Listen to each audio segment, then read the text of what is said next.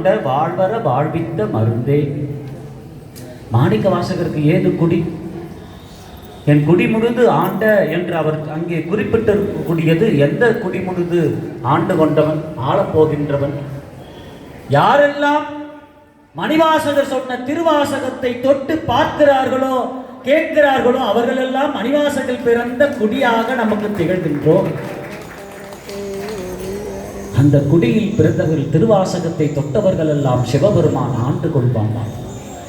அப்படி ஆண்டு கொண்ட அவன், நாமெல்லாம் செல்வம்னா எதுன்னு நினைக்கிறோம்?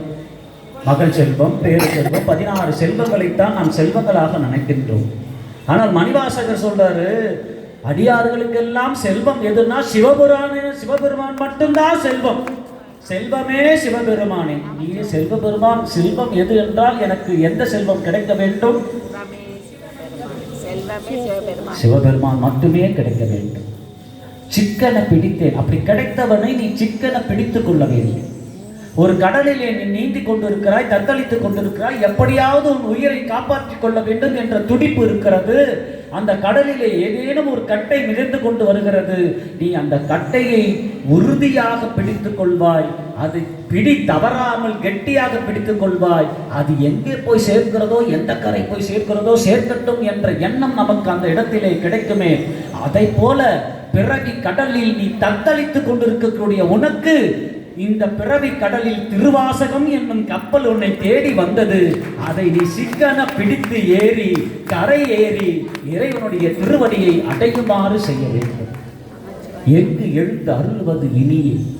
ஒரு எறும்பை பிடிச்சி டப்பால போட்டுட்டா அது எங்க எழுந்து வெளியே வந்து சுத்துவது வெளியே. அதை போல அகத்தில் இருக்கக்கூடிய பரமாத்மாவை நாம் எழுப்பிவிட்டால் புறத்தின் வழியை எங்கே வழிபடுவது?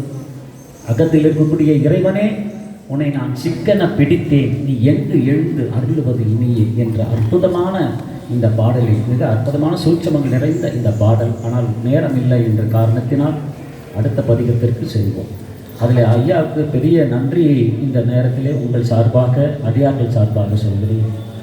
ஏனென்று சொன்னால் நேற்று முழுக்க பயணம், இன்று திருப்பி மீண்டும் பயணம் போக வேண்டும்.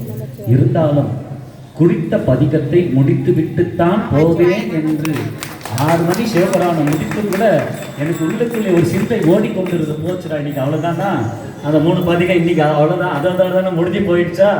6 மணி ஆயிடுச்சு. சிவபுராணம் முடிச்சோடனே அவங்கெல்லாம் எல்லாத்தையும் யாரை கட்டிடுவாங்க, மூட்டை கட்டிடுவாங்கன்னு பார்த்தேன்.